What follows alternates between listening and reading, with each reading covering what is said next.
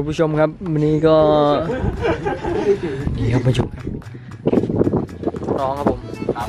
ชื่ออะไรบ้างครับเนี่ยชื่อตะวันครับฮะชื่อตะวันบอกภาษาลาวได้ปะได้อยู่ตะกี้ซื้อยังเนี่ย ชื่อตะวันครับสวรรค์อันนี้ซื้อยังนิโมครับนิโมอันนี้ซื้อยังเนี่ยชื่อดอมครับอันนี้กลุ่มอะไรเนี่ยกลุ่มอะไรเนี่ยกระโหลกโป่งครับฮะกระโหลกโป่งเนาะกระโหลกโป่งโอ้นี่ครับเดี๋ยวกลุ่มยังไงพี่อันนี้คันขาวนี่คุ้นๆนี่อันนี้กันคุ้นเลซ่าด้วยอันนี้กระโหลกโป่งพี่คุ้นด้วยเราอย่าลืมวันนี้เราไม่ได้มารีวิวนะครับเราจะมาทำคลิปตลกนะครับผมอยากให้น้องๆเล่าประสบการณ์การขับรถมอเตอร์ไซค์ครั้งแรกนะครับว่าเริ่มขับแต่ตอนไหนขับตั้งแต่ป .4 โอ้ทำไมถึงอยากขับรถเลยฮะทำไมถึงอยากขับรถเลยก็อยากขับโอ้มีถ่ายมุมนี้ดีกว่าโอเคหมวกแดงเลยขับตั้งแต่ป .4 แต่ได้เอารถออกมาข้างนอกประมาณม .1 ว่าไม่รีเนี่ยบังไว้โดนมันเข้าแล้วเป็นยังไงความรู้สึกขับครั้งแรกนะโอ้ชิวโอ้ชิวมากเลยเหรอครับน้องคนนี้ล่ะเริ่มขับตอนป .6 ครับโอ้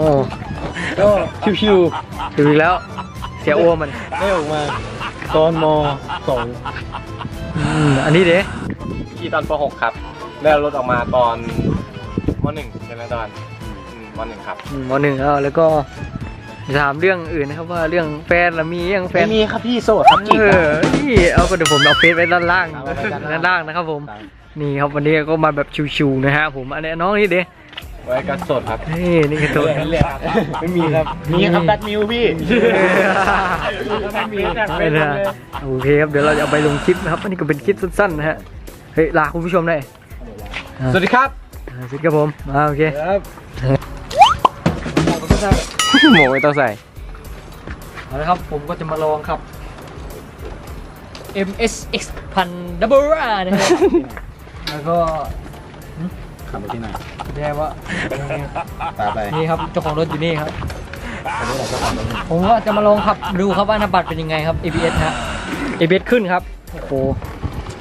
รู้สึกล้ำครับโอเคฮะผมจะลองขับดูหน่อยเจ้าของรถอยู่ไหนนี่โอ้ยเสียงท่อ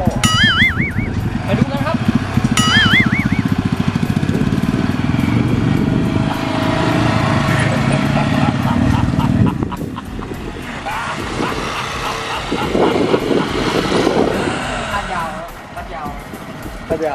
รถไอ้น้องไอ้มาเจ็บให้ก็ยอดครับผมไม่ขับไกลนะฮะผมไม่ขับไกลว่าเปลืองน้ำมันเจ้าของรถนะครับนี่ก็เป็นรอยที่สบายไม่มีอะไรแล้วครับผมแค่มาลองขับบ๊ายบายครับคุณผู้ชมขอบคุณน้องเขามากจบ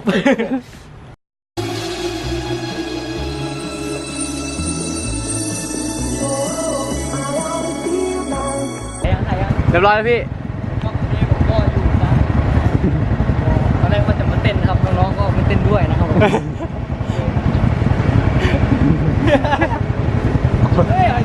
ถ่ายไว้แล้วว่ะถ่ายไว้แล้วนี่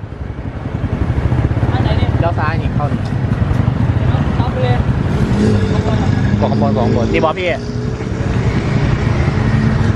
กดดิอ๋อ